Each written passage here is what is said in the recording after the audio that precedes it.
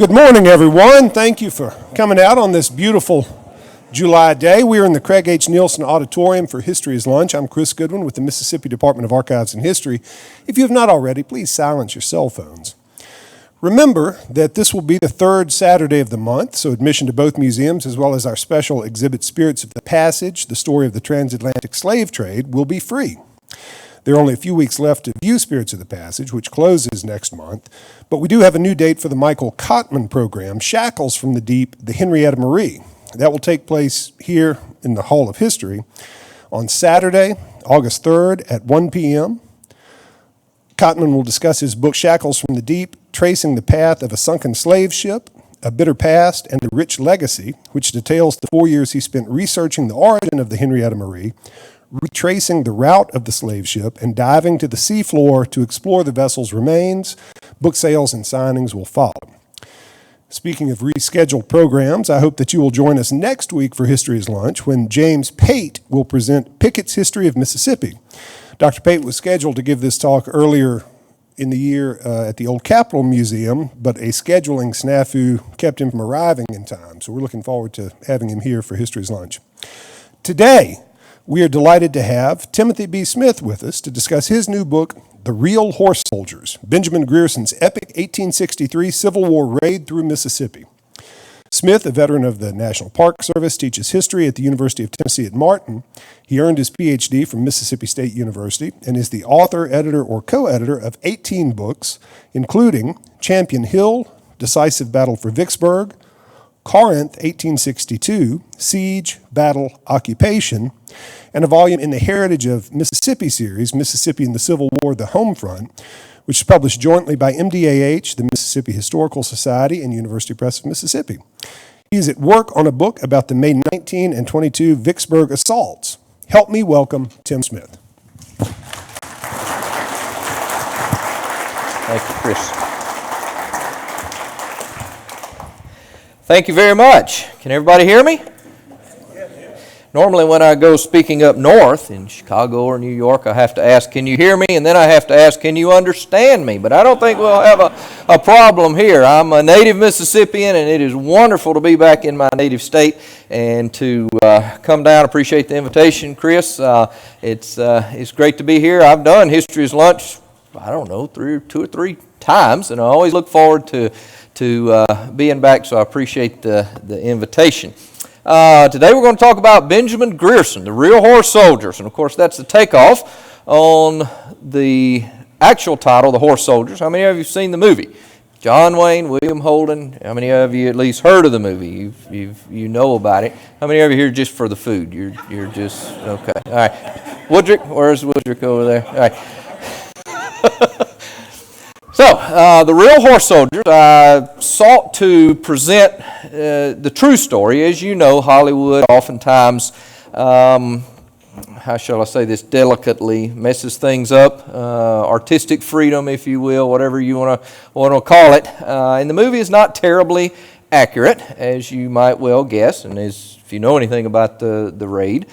So I wanted to, it's not a knock on the movie at all. I love the movie. I love any John Wayne movie, but I wanted to tell the real story, and so I termed it the Real Horse Soldiers. So let's do just a little bit of background. I do have a PowerPoint presentation that I don't always use PowerPoint. In fact, I'll admit to you, I hate PowerPoint, especially when you go, I used to work for the Park Service, and you'd go to these training sessions, and the lecturer that day would get up and put up a PowerPoint and would proceed to read every word on every slide, and down in the bottom corner you'd see it says slide 3 of 982. And you know this is going to be a long day. I have a good many slides here, but a lot of maps, and also a lot of photos. That what I wanted to do is kind of something akin maybe to when you went to your great uncle's after he had been on his trip to Yosemite and wanted to show you all his slides that he took. You see the old slideshow, and I hope it won't be as boring as that. It may not have been boring, but I wanted to show you, kind of take you on the road, so take you on the route. I'm guessing most all of you have been to Vicksburg. All of you been to Vicksburg? You've probably been to Shiloh. How many of you have been to Shiloh? Okay. How many of you have been to Palo Alto, the battlefield at Palo Alto? Jim has, and probably a couple of you. Walls Bridge, anybody been to Walls Bridge? Jim has, and a couple of you. Kilgore Plantation, these places Jim has. Jim, you want to come do the talk up here? You were what, the Mississippi Civil War sites, whatever, for many years. Obviously, he's been to all this. But I wanted to show you places probably that you never have been that's associated with the raid. And so we're going to just kind of saddle up here and take a little bit of a tour. A little bit of housekeeping stuff beforehand, though. Let's talk about what the raid is, what it was. What it encompassed, of course, left on mid-April, April 17th, from LaGrange, Tennessee, moved through Ripley, New Albany, Pontotoc, and on down through Starkville, Houston, Philadelphia, hit the Southern Railroad of Mississippi at Newton, and that is the most famous part of this, of course, and you've all seen the battle in the horse soldiers and so on, the battle that didn't happen. There was no major fight there. Once the railroad is hit, of course, then Grierson and his 2 regiments of cavalry. He started out with 3 regiments, the 6th and 7th Illinois Cavalry and the 2nd Iowa. Once he gets about between Houston and Starkville, the 2nd Iowa turns back and heads back north as a diversion. We'll talk about that in just a second.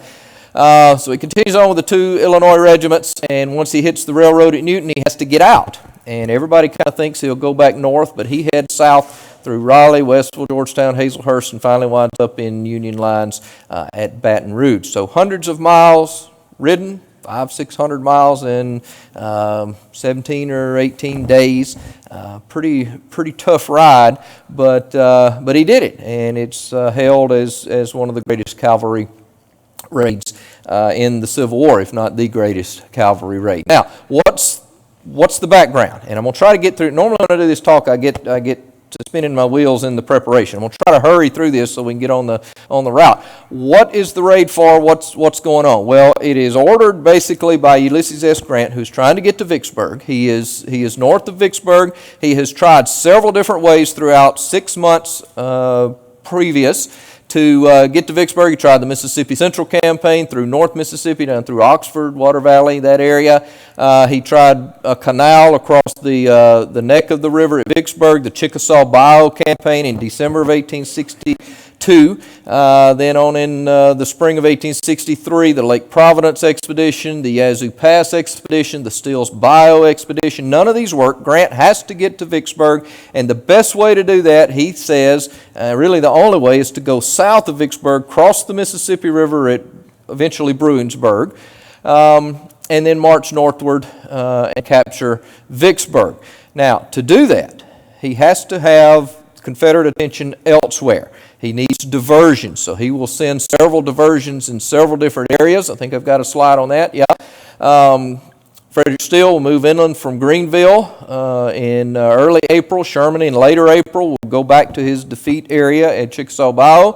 Able Strait and the Mule March will move across Alabama into Georgia. There's some movement out of Memphis and LaGrange taking Confederate attention in northwestern Mississippi in this direction. Strait takes it in northeastern Mississippi in this direction. And of course, right in the middle, the most famous of these, of course, Benjamin Grierson dives off into the heart of Mississippi, kind of down this seam that the Confederate attention is split, and he splits the seam there heading down to Newton. Now, why Newton? Why the Southern Railroad of Mississippi? There are 2 major goals for the raid. One is to break the Southern Railroad of Mississippi. It is the main lifeline for Vicksburg. Now, you have other railroads, of course, the Mississippi Central farther to the north, but it's chopped off about here. You can't get all the way to Memphis or anything. That's in Union lines. The New Orleans-Jackson Great Northern Railroad is chopped off here. You can't get all the way to New Orleans. That's in Union hands. The only lifeline to the greater Confederacy, the larger Confederacy, is the Southern Railroad of Mississippi that connects with the larger railroads in the eastern portion of the state at Meridian there. So to break that railroad is a major tangible effort for Grierson. The problem will be that he will break it, but only for just a few days. That's not the major outcome of this. The major outcome is that if you look where all these diversions are, straight up here, Bryant and Smith, Grierson, of course, Steele, Sherman, all of this is northeast of where Grant is going to cross the river south of Vicksburg. So the hope is that all of this will take John C. Pemberton's attention, focus it to the northeast, while Grant is taking the ball and running to the south. And it works. In fact, I did kind of a quantitative study a little bit. I looked, and these are not all the messages sent back and forth, but in the official records themselves, between the dates of April or April 24th when Grierson hits Newton, and I think the 29th, 30th when Grant is crossing the river here, every message that Pemberton sends is basically focused on Grierson to the northeast, not on Grant. His attention is fixated. It's like 90-something% of Pemberton's message. So you can see how it works. Pemberton's attention is focused in this direction on really Grierson that's not even a threat. Grant is the threat. But Grant is able to pull this off, get across the river unopposed, and the rest, of course, we know is history. Now, I kind of liken this a little bit to maybe y'all are football fans. Who's not a football fan, but maybe some kind of just super play that maybe you snap the ball and you've got a runner in motion and you've got maybe a fake draw, and then you run a bootleg, and then you run a reverse, and then a flea flicker, and then you pump fake Hail Mary, and then you just tuck the ball and run right up the middle. Well, Grant has got so much going on all over the field that is taking Pemberton's attention, and of course Grant just kind of runs right up the middle, scores a touchdown, and of course succeeds in capturing Vicksburg. So that's kind of the background a little bit. Now it's important, I think, before we get into the raid, to look at who is involved.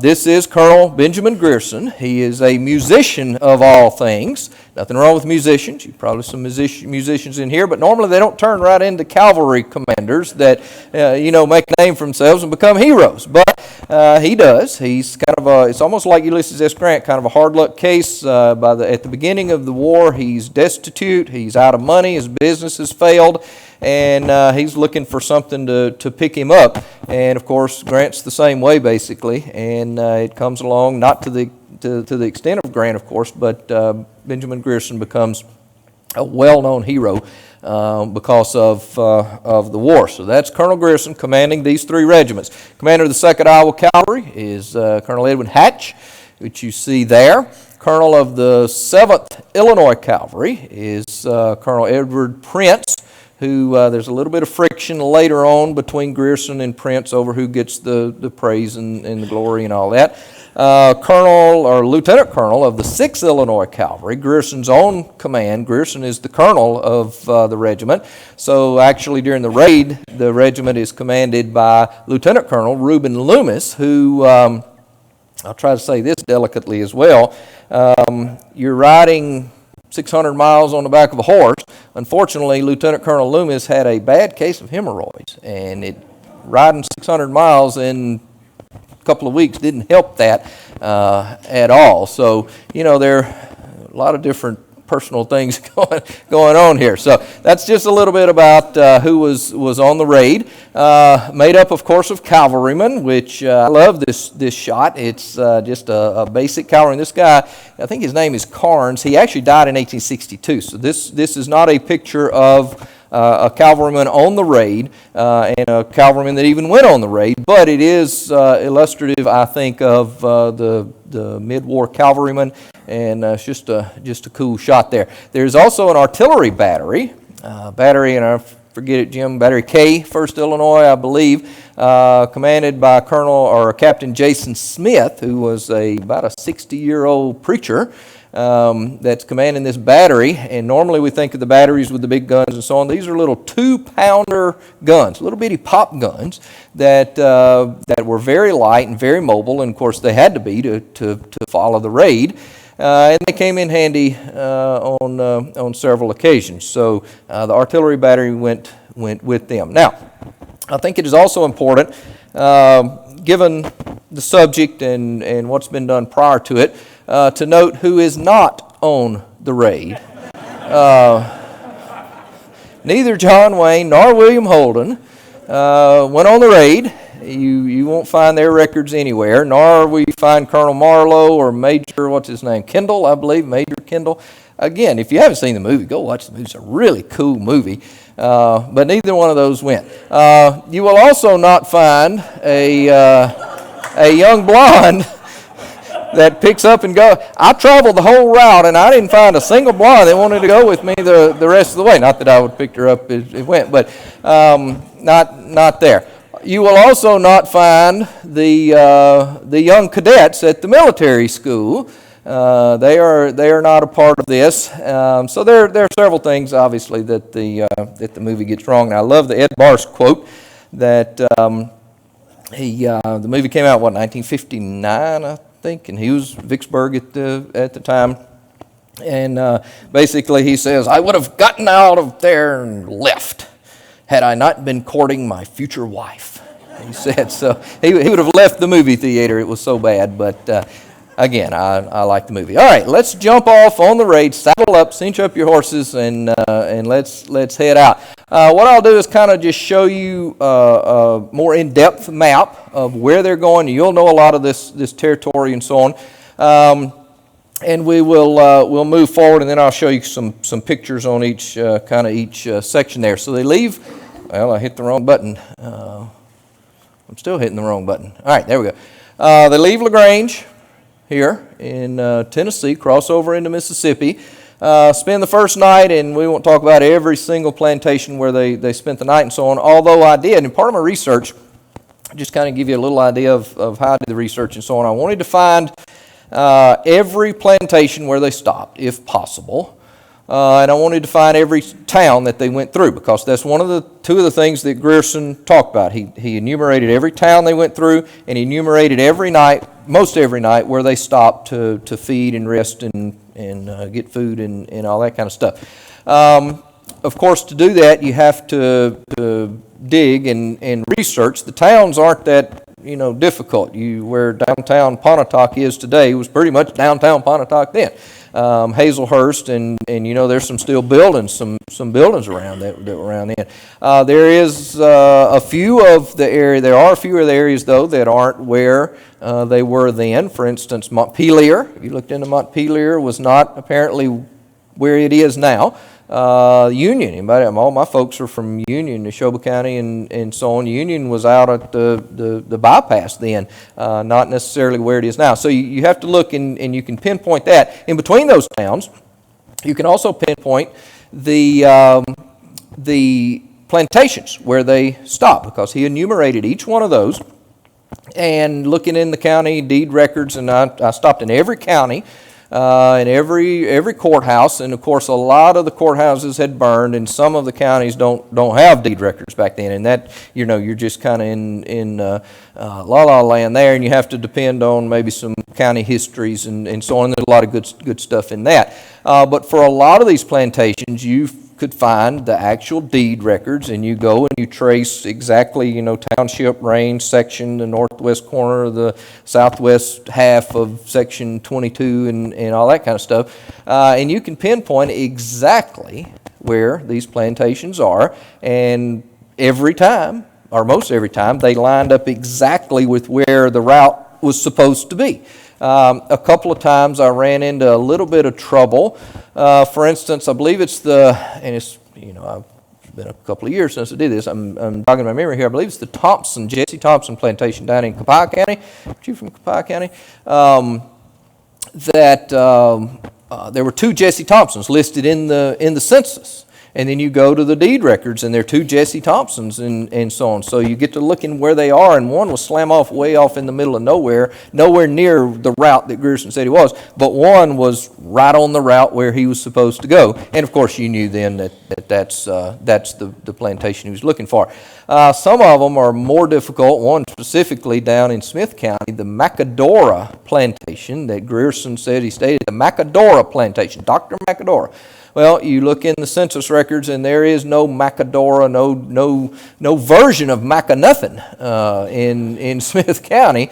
And so kept looking and digging and so on. It turns out he'd misspelled it. It's Macadory with the Y. And apparently Macadory, he was a doctor. He had moved to Mississippi, to Smith County, after the 1860 census, so he doesn't appear there, none of his slaves or anything like that. And before the 1870 census, he moved back to Alabama, became a state legislator and all that, but found his plantation and all that. So it's really a treasure hunt, interesting to find. So I said we weren't going to talk about every plantation, and I proceeded to talk forever about plantations. He stops anyway at the Ellis Plantation. He is a doctor that was not on site. He was living over, I believe, in Boonville at that time on the first night. Then he comes to, of course, the major impediment, if you will, right off the bat, and that is the Tallahatchie River. And you see the Tallahatchie River flowing right here. He thinks there will be Confederate resistance there, so he breaks his column into 3 different portions and moves across at 3 different places, hoping one of them will get across and then can outflank the Confederates on the other side. Really, there's not much resistance anywhere, a little bit at New Albany, but he moves on farther southward to New Albany, or here's the Tallahatchie River actually right here. In gray, not the black. He gets across the Tallahatchie River and camps that night at the Sloane Plantation in northern Pontotoc County, which today is Union County, but there was no Union County then. It's at the Sloane Plantation that one of the most interesting occurrences happens. He is telling Mr. Sloane, William D. Sloane, that we're going to take your horses and we're going to take your fodder and all that. We need this, so we're going to take it. And Mr. Sloane just absolutely goes ballistic. And he says, no, you can't take all my stuff. Of course, he can't do anything about it. There are hundreds of Federals there, and they're just him and his wife and some slaves and so on. But he just goes ballistic. And finally, he gets so worked up that he just says repeatedly, just take me out and slit my throat. Just take me out and slit my throat and get it all over with. Just get it all over with. And he just kept on and kept on and kept on. So Grierson decides, and he is, remember, a musician. He is a performer. He is theatrical. And so he decides, okay, let's show this guy a lesson. So he orders his courier, his orderly, who's a big burly guy. He basically winks at his officers and tells his orderly, okay, Mr. Sloane has this odd request that we take him out and slit his throat, and he keeps on, he won't hush about it, so do it. So the orderly grabs him, he says, like a cat on the back of the neck, and starts hauling him out, and that's when the wife goes ballistic, and the slaves start going ballistic. No, no, no, and it's just a big hubbub there. And of course, Sloane calmed down. He finally decides, okay, no, I don't want my throat slit. But he finally calms down, and actually by the end of it, the next morning, it's raining and all that, Grierson has taken all of his horses, and in fact, what really gets it going is when Mr. Sloane brags that, well, I've hidden all my horses and mules out in the swamp, and you'll never find them, yeah, kind of thing. And then, of course, the Federals come by with his horses and mules that they have found, and that's when he really slit my throat, just get it all over with. But by the next morning, he actually admits that when Grierson replaced what he had taken with the broken down stock, I mean, they're a couple of days and several miles down in Mississippi now, that he gives back probably better horses and mules than what he had originally. Sloane says, actually, I came out a little bit better on the deal. So he didn't get his throat slit, and he came out a little bit better. At any rate, they continue to move southward from the Sloane Plantation through Pontotoc. And there are stories like this during the whole raid. I can't go into every single one of them.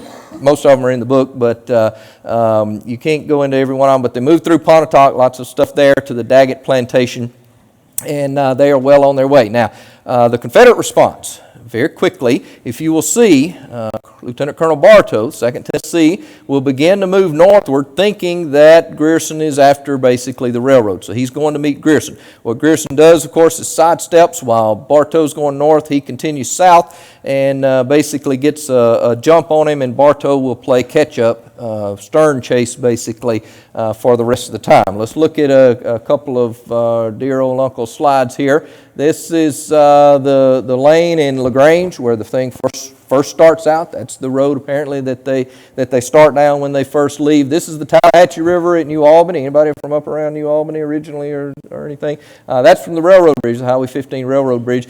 If you look, I don't know if you can really tell it or not, but right there you can see the old bridge, kind of old iron bridge and so on, that leads directly into downtown New Albany, and it's right there that the crossing would have occurred and where the little firefight took place. That was really the only fighting as Grierson is getting across the Tallahatchie River.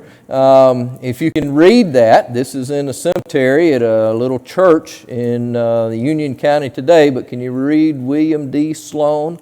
This is Mr. Sloane, who had this odd request that his throat be slit, and ultimately got out of it. So to read stories like this, and then to go and find their graves and all that, and found his plantation. The records still indicate where his plantation was. You can't always find where the plantation house was, but in a lot of instances you actually can. You can through talking to locals, or actually in a lot of cases there's still descendants that live in the area. Oh yeah, the plantation house was right over here.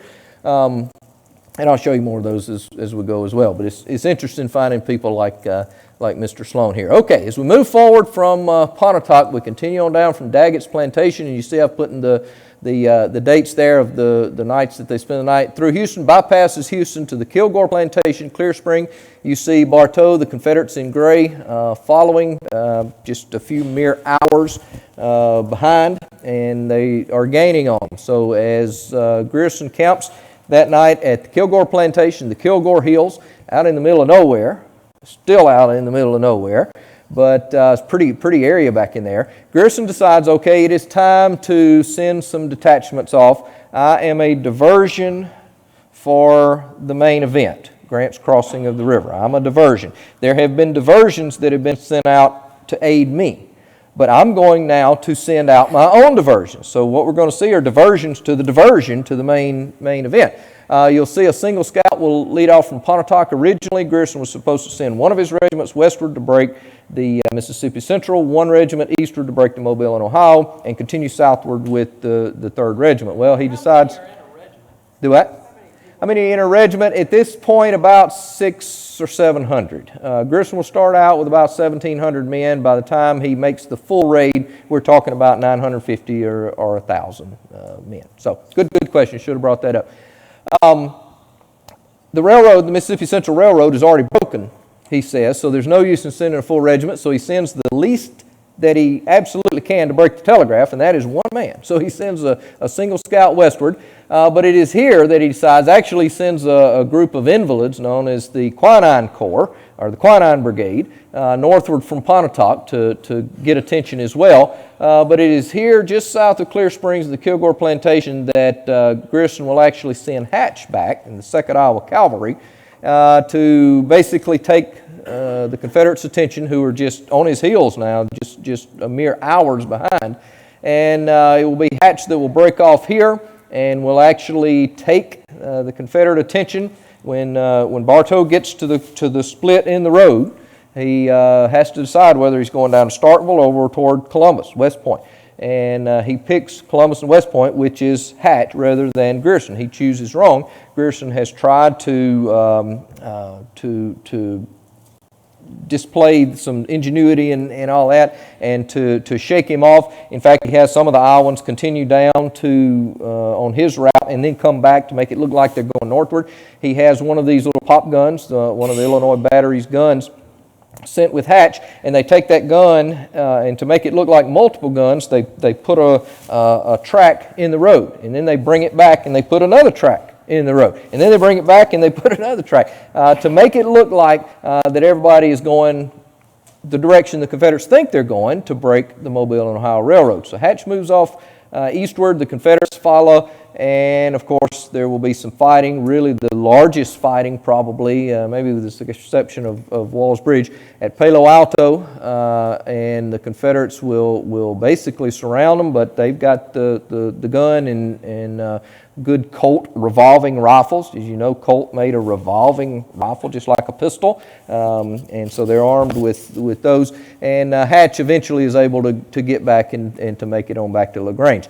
But the key is, of course, that leaves Grierson completely uncovered and completely unopposed as he continues to move southward through Starkville. Again, a lot of good, interesting accounts of that, and makes his camp not on a plantation. This is really the only time that he's got a nose for finding plantations, but it fails him this night, and it's raining hard, and they camp basically just in the only high ground they can find in a swamp. That's the night of the 21st. So as we move on forward, let's move on to the pictures here. This is a stretch of the road between Houston and Starkville that probably hasn't changed just a whole lot, except the fence post there, but it probably hasn't changed a whole lot since Grierson rode through there. Talked about the Kilgore Hills and the Kilgore Plantation. This is James Kilgore. His family cemetery, as you see, is all grown up and so on. The house site is just on the next ridge over, and it's fun. It's like a treasure hunt when you're finding these places and can connect the dots on the route and so on. So that's the Kilgore Plantation at Kilgore Hills at Clear Springs there. This is the area. You see the roads condition back in the middle of nowhere there, but if you really can't tell it, but there's an old road cut right in here, and as best as I can understand, and the locals in the area that have studied this and looked at the old maps and overlaid maps and all that, this is where the fork in the road was that Grierson went straight, and Hatch and the 2nd Iowa Cavalry and 4 of the guns went to the east there and on to Palo Alto and eventually back to LaGrange. And this is where they would have made the tracks, the multiple tracks in the road there. So interesting stuff there. And there you see the Palo Alto Cemetery. The Hatch actually talks about fighting right around the church and the cemetery and all of that. Okay, let's continue on to our goal of Newton, which I don't know if you folks over here can. I better not move anything, I'll mess it up. But he leaves the swamp camp. He dives off into really what he's not expecting. He's moved down the Pontotoc Ridge thus far, which is good high ground, and he hadn't had any trouble. But here he gets into the upper reaches of the Noxubee River bottoms, and he has horses, going underwater, and just all kind of problems getting across these bottoms. But finally reaches Winston County and ultimately to Louisville, where it's higher and drier, of course, and there are, again, tons of stories, and I wish I could go on and on and on, but, this is our uncle's slideshow, so can't do that. But at Louisville, they're just tied into the Mississippi Secession Convention. Apparently, the Winston County delegate, Mr. Bowling, had been very vocal about, I'm going to run out every Yankee I see and buy every piece of gunpowder that we need and drink every cup of blood that's spilled, and just very gung-ho, at the Secession Convention and all that kind of stuff. Well, when word comes that the Yankees are coming to Louisville, apparently he's the first one out of town. He's hightailing it out, and the walk doesn't really match the talk. There's another, Dr. Covington, who hears that the Yankees are coming, so he makes his slave go with him out west of town, and he's so scared of the Yankees that he makes his slave push. You've seen these old box tombs where it's brick and got the slab over it and so on. He makes his slave push the top off the tomb, and he gets down in there and pulls it back until the Yankees have gone, and then, I guess the slave lets him out. Eventually, I would have left him in there, I guess, but he ultimately got out. But a lot of interesting stuff like that.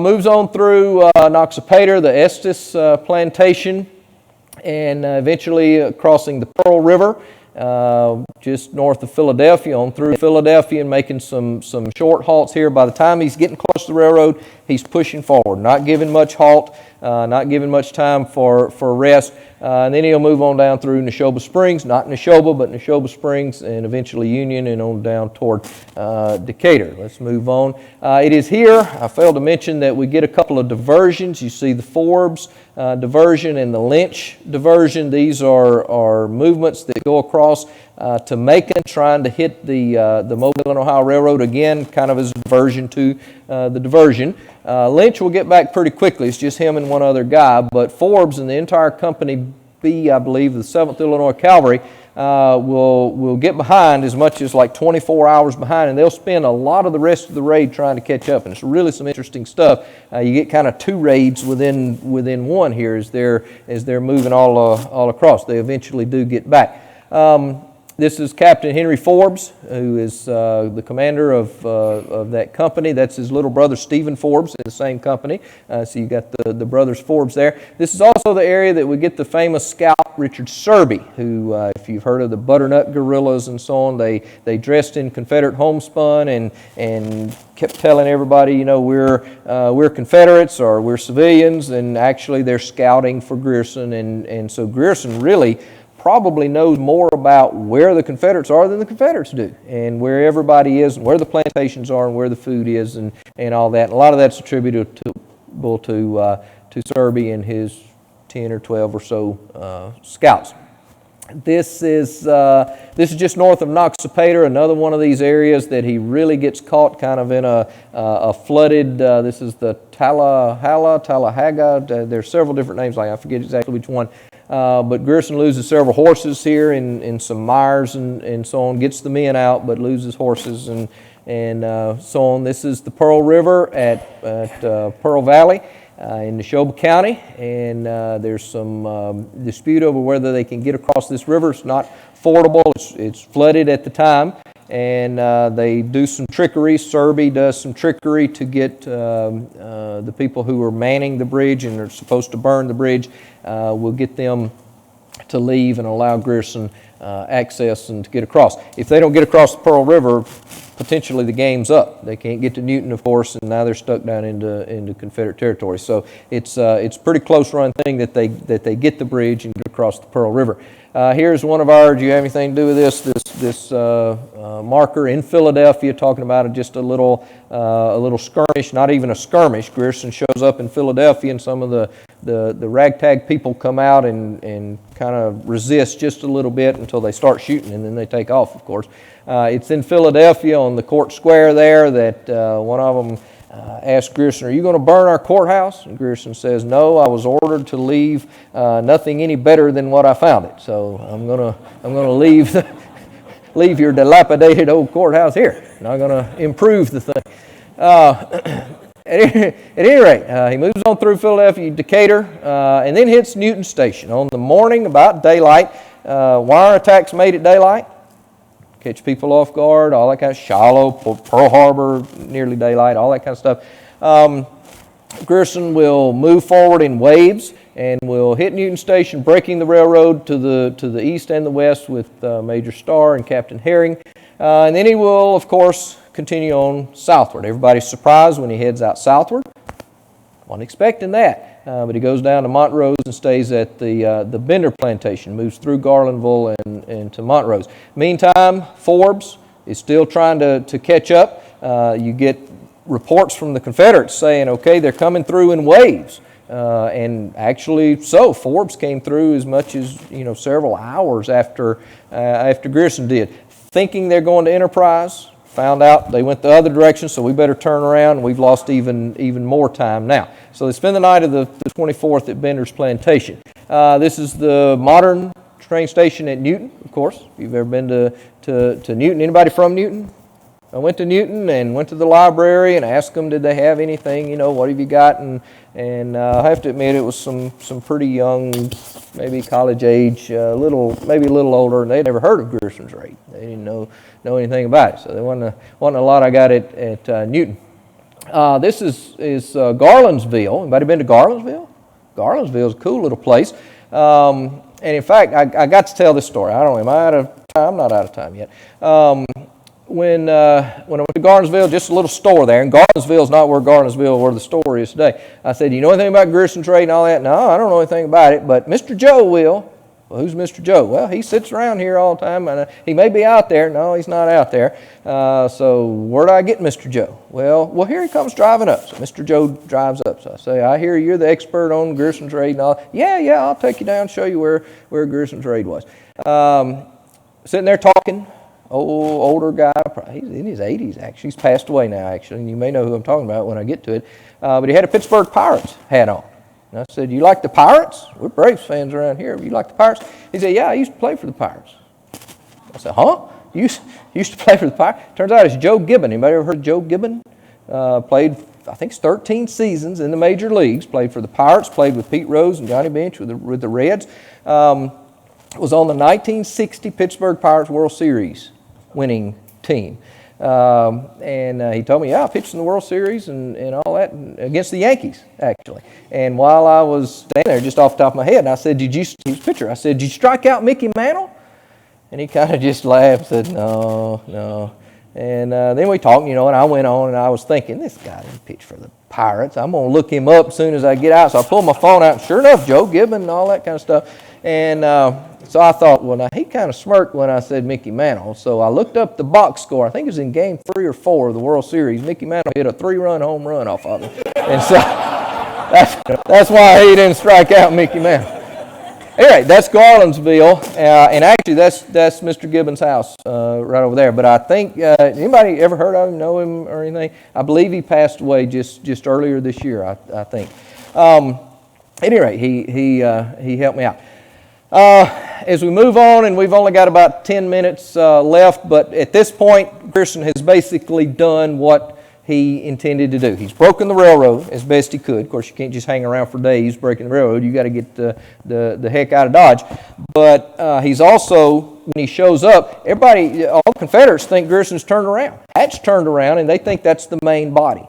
Meanwhile, Grierson has been moving southward almost undetected until he pops out of the middle of nowhere at Newton Station, and then everybody knows that's where he is. And as a result, all of Confederate attention is focused toward Newton Station, toward the northeast, on the morning of April the 24th when Newton Station is sacked. Then, of course, he goes off the radar again. He's gone. Where's he gone? We think he's going back up north. Actually, he's gone south. So he's done both of his goals. He's achieved both of those goals. But now the new goal, of course, is to get out safely. And he wants to go south, thinking, okay, maybe we can go catch up with Grant as he's crossed the river. If not, we'll head down to Baton Rouge. Well, they meander around. He gives his days. His guys a pretty light day the next day because they've been moving just hours and hours and hours with only like 2 hours or so in between stops and so on.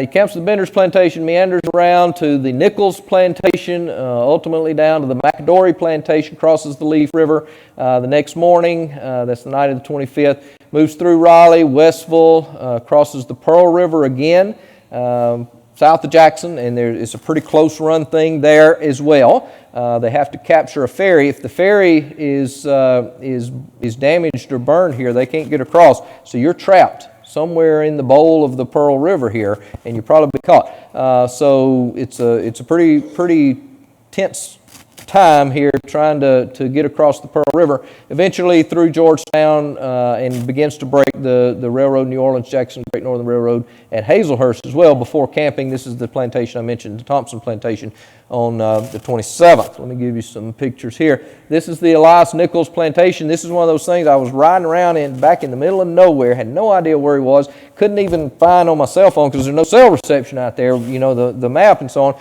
looking for the Eliza Nichols Plantation grave and all that. So there was a couple of folks just out mowing the yard and cutting some bushes and so on out here. So I just stopped and said, hey, y'all ever heard of Eliza Nichols? And yeah, that was my great-great-granddaddy. I'm like, really? Do you know where the plantation was? Yeah, sat right here where this house was. So it's cool stuff like that. Took me down to the cemetery. This is Eliza Nichols' grave there in the little family cemetery. Crossing the Leaf River is marked with a couple of signs. I didn't put the other one in here, but this one is down right on the bank of the river. Had to get permission to go down in there. The family that owns it, there's a lawyer, actually he's a state representative, Mr. Tullis, I believe, gave me the key and said take off and just bring me the key back, and I did, and I didn't step on, I nearly stepped on some snakes down there, but it was pretty thick and so on. The crossing of the Leaf River here in this general area, I think some of these guys have when the river's really low, actually found some burned timbers and so on where that was, but that's the crossing area of the Leaf River there. And then this is the Pearl River, and you can see how wide the Leaf River is here compared to the Pearl River. And you can see why you would need a ferry at the Pearl River, but they do get across. And then Hazlehurst, Jim, I believe that building there was original, or is that what I understood? So some original buildings there in Hazlehurst. Fire breaks out, I believe it's in Hazlehurst or Brookhaven, and Grierson himself. The idea is that he just ran around pillaging and burning everything they could and so on, and it really didn't happen that way. Anything of military value, of course, they did, and took horses and food and so on, but fire actually breaks out in some of these towns, and Grierson himself leads the efforts to put the fire out, private residences and so on. Let's don't burn things down. One of the interesting things here, this is a guy, Daniel Robbins, I believe, took some stationery out of the New Orleans-Jackson Great Northern Railroad station in Hazlehurst and rode his brother.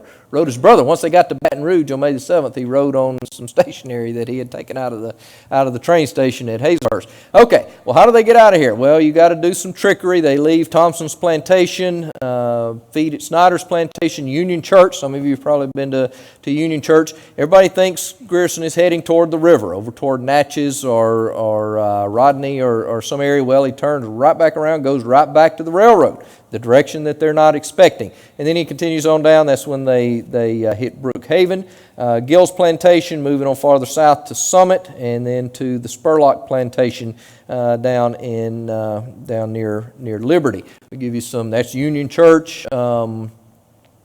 The sign at Union Church and the cemetery. There is a little bit of fighting. There's a little skirmish there that takes place. There's the station, the modern station at Brookhaven, Summit, and then the Spurlock Plantation down. And this, as I understand it, there's a little bit of debate. Apparently there are two Spurlock plantations and so on, but as far as, and this is an area that you can look at deeds and so on. County history book says this is the house. The only one that I found that's the original house on the route where Grierson was. And this is the famous case where, or account where Grierson, he posts a guard over the chicken coop. He says, "I'm hungry, I want chicken for supper." And by the time he comes back, there's only one measly little chicken there, and the guard's gone. And he says, even at that time, there's a hand reaching in for that chicken. And so he just kind of, you can, whether he does this for comedic effect or he's just about to sneeze, you can imagine the pressure that he's under here. But he goes after the guy and the chicken himself, and they go under horses and over the porch and the trellis and over the fences and all that. And he finally gets his chicken. He says it didn't need plucked by that time, but he got his chicken. To get out, of course, he takes from the Spurlock Plantation. This is on the 30th, the night of the 30th. The next day, the 31st. He will move southward across the Tickfall River at Walls Bridge, and this is where he finally gets caught. If you'll look at this map, do you see the Confederates? Wirt Adams, C.C. Wilburn, Gant, Miles, Brown, Simonton, Garland. Do you see all Pemberton or Richardson and Love? The Confederates are closing in on him. And this is where he finally gets caught. And he has to fight his way across the Tickfall River at Walls Bridge. Unfortunately, an impetuous lieutenant colonel, William D. Blackburn, will lead an attack when there shouldn't have been an attack made, and it will cost him his life. He will be mortally wounded there. Will be taken to the Newman Plantation just a couple of miles over, and I actually found the deeds for the Newman Plantation, and just like he said, it's a couple of miles just to the east, so you can pinpoint this stuff very easily. But he moves down, crosses Edward Bridge, back over the Tickfall. Now, here's the close run thing as well. The last impediment that the Confederates can catch Grierson will be at the Amite. Is it Amite or Amit? How do y'all say it around here? Amit. I've heard it all different. I'm from North Mississippi, Central Mississippi, but anyway, the Amite River here will be the last place that they can stop Grierson. At Williams Bridge, Grierson makes it with just almost minutes, just maybe an hour or so to spare. Gets across that bridge, and of course, then he hightails it across the Comite River. He catches some Confederates there, and eventually to Baton Rouge. This is Walls Bridge. This is the Tickfall River at Walls Bridge. That's William D. Blackburn, who was pretty impetuous. It cost him his life. He should not have attacked, but he did, and he reaped the rewards. That's the Ant River down in Louisiana, where the bridge was, Williams Bridge. So Grierson made it out, There are a couple of contemporary photos, and are we right on time? We're just about right on time, aren't we? We'll finish up with a couple of contemporary photos and so on, that only that we know that it exists, and then I'll take a couple of questions. I think they've got a microphone back there that if you have a question, raise your hand, they'll bring you the microphone. But this is apparently Grierson's column, unsaddled, at rest down at Baton Rouge. This is the camp. And all this is in the photographic history of the Civil War. And there are some errors in there, so I'm not saying, I'm not staking my life that this is Grierson's camp, but it's what it's labeled as. But up in Jacksonville, Illinois, is the grave of Benjamin Grierson. And you see there, Major General, 7th Illinois, 6th Illinois Cavalry. That's actually wrong. He's never in the 7th. He was in the 6th. But he lived until 1911, of course. Musician, theatrical, husband, father, all that kind of stuff. But he made his fame, of course, making this raid. And he did other stuff before and other stuff later. But he's most well known, of course, for this raid. And the musician in him, I guess you would say that this is the performance of a lifetime that he made here in Grierson's raid. But I'm struck by again, just the tension that he must have felt, and the load on his shoulders trying to get these guys out alive and all of that. And once they reached Baton Rouge, and this is one of the most interesting parts of this, they had been in their saddles for like 48, 50 hours or so without stopping, trying to beat the Confederates and get out of there and so on. And finally, when they reach safety close to the Union lines, he lets his guys stop, and they just fall out, and every one of them, on the ground going to sleep. What does Grierson do? He doesn't go to sleep. He meanders over to the plantation house, which just happens to have a piano in it, and what does he do? He sits down and he starts playing the piano. He says, who wouldn't feel musical at a moment like that? And that's how he works out his tension, I guess. But that's in Jacksonville, Illinois, and he made his fame, of course, this role of a lifetime, this performance of a lifetime. If you look just over the ridge there, probably, 600, 700, 800 miles or so, maybe not that far, you'll see Mississippi just over his shoulder there. And that's where he made his fame. Thank you very much. I've enjoyed sharing Grierson with you. If you've got a question, I'll be glad to try to answer. Thank you.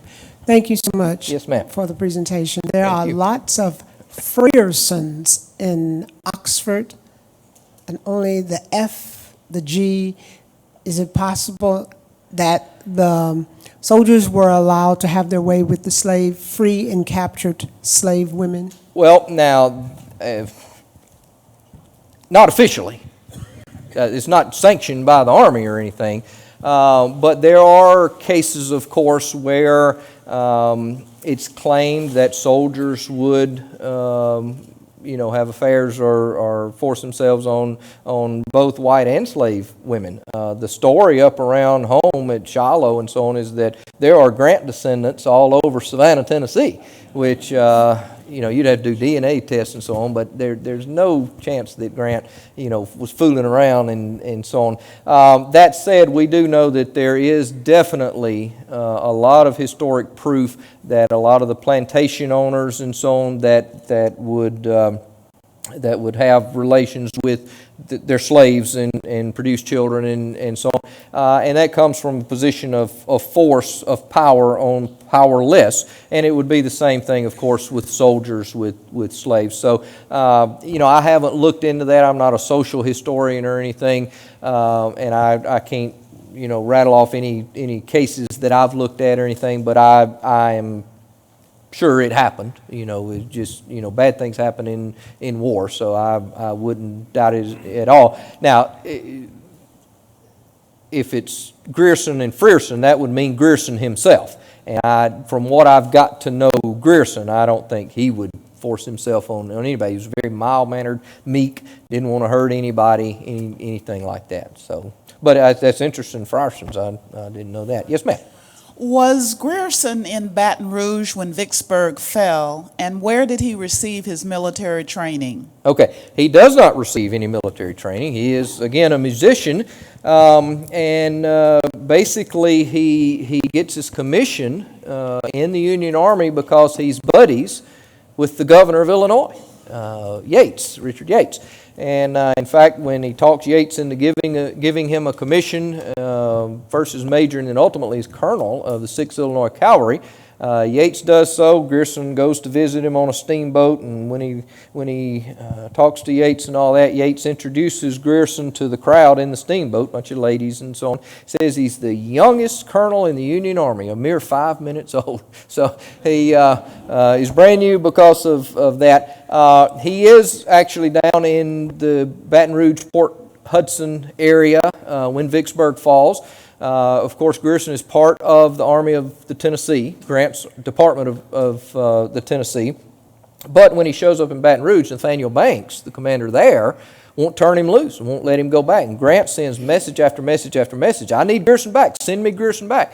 And Banks won't turn him loose, so he spends the rest of the time down there. Eventually, he is sent back, though, and actually goes to Vicksburg. Grant gives him a tour of the Vicksburg lines and so on after Vicksburg has fallen. He's actually kicked by his horse while at Vicksburg, and he goes on leave then, actually. So we got another question? Yes, it was very kind of Grierson to save other places from fire, whereas Jackson got its nickname as Chimneyville. Chimneyville, yeah. Why did we not luck out, since there's no pre-Civil War plantations or mansions anywhere near here?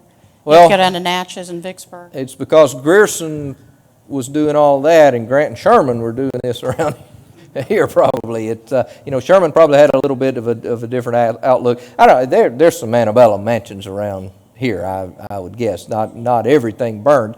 Everything of military value, of course, was officially ordered, sanctioned, burned.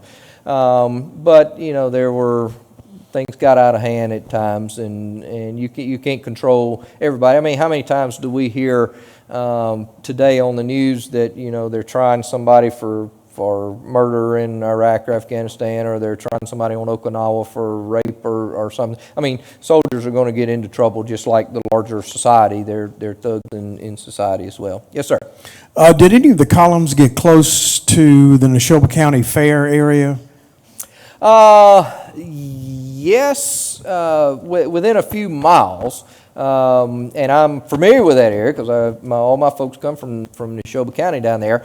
If I remember correctly, Neshoba County Fair is, I forget what highway it is down there, but it's a little bit southwest of Philadelphia. Grierson would have moved out downtown, not down present-day Highway 15, but a little farther to the east down through... I forget exactly where it was, but we used to go that way. We called it going through the country down to Union. And you come out up there around where the airplane sits at Union and all of that, Neshoba Springs, that area, and so on. So they would have come probably within a few miles, I would guess, but not through that specific area. We've got the microphone right back here. Yes, sir. Yes, sir. Good presentation. Really enjoyed it. I had read several times that Grierson wasn't particularly fond of horses. Did you? That is I won't call it a myth. You cannot be fond of horses but still utilize them, and it kind of gets started from the fact that when he was a kid, he was kicked in the head by a horse, and they thought he wasn't going to live. He had a scar, and that's why he wears a heavy beard. So historians kind of have taken off on that and said, well, he hates horses. He doesn't like horses, and the irony that he becomes the most famous horse soldier in the Civil War. This was not a study of Grierson per se, but I depended on the Grierson expert, a guy named Bruce Dinges, I believe, who wrote, I think he wrote the book about the Buffalo Soldiers and all that. Grierson, after the war, was involved out west with that. And he really looked into it, and he said he could find no evidence whatsoever that Grierson actually hated horses. But, in those days, you can maybe not like cars today, but we still have to use them because if you want to get around, you gotta use them. But particularly older people or whatever may be scared of driving or nervous about it or whatever. But you still use it even if you don't particularly like them. Well, horses were the same then, of course, and he may not have liked them, but I mainly lean on him. But there's no evidence that he actually disliked horses or hated horses or anything like that. Yes, sir. Excellent presentation. Thank you. Appreciate it. Who was the mastermind behind the plan of all of that? That's one question. Okay. Who designed the whole thing? Because I imagine it took more than one person Right. on the design. The next question is, how many people did he start off with, followed up by how many did he lose during the ride, followed up with what happened with the 2 units after they made it to Baton Rouge? Okay, you may have to help me remember all this, but he starts off with about 1,700 men. Of course, the Iowans go back, so he makes most of the raid with about 950, 1,000 men. Now, actual casualties, when you're talking about casualties, he will lose, I think it's 3 or 4 or 5 outright killed. Just a handful, 6 or 8 or so wounded. There will be some others that just can't make it and will fall out of line and, and so on like that. But minuscule casualties for an operation as lengthy and stealth, like this. I'm trying to remember your questions. What did they do afterwards? They continue to fight in the cavalry campaigns. They're involved in, I think, Bryce's Crossroads and the Meridian Expedition, Suey Smith's expedition down, and so on. So they continued the fighting. Grierson, of course, is promoted to Brigadier General after this. Who designed it? This is everybody takes credit later on, of course. But I'm convinced the first messages that are actually sent out, of course, the planning changed over time, but the overall idea starts back in February of 1863 when Ulysses S. Grant basically tells his 16th Corps commander, Stephen A. Hurlbut in Memphis, send a raid down into Mississippi to take some pressure off of me as I go to Vicksburg. And the way they coordinated it and so on. Now, Grant didn't have his hands in, okay, I want them to move down to Pontotoc and so on like that. That was left up to Hurlbut and really the division commander at LaGrange, Suey Smith, who Suey Smith actually took a whole lot of credit later on, and Grierson kind of countered him on that a little bit. But it finally coming down to it, it was a lot Grierson's planning, the tactical level of it, of where we're going and all that kind of stuff. But the actual brainchild of it would be Ulysses S. Grant, and this idea of taking attention off of my movement down here, and of course it just works to perfection. So. I know there are more questions, but we have come to the top of another hour. I am sure Tim will be glad to answer those questions for you when he is sitting over here signing copies of his book. We have them for sale. They're $32.95, which is a good price on a new hardcover. Thank you all for coming. I hope that we see you back here next week for Jim Pate's talk on the 1851 history of Mississippi in the Old Southwest. Help me thank Tim Smith for this program today. Thank you.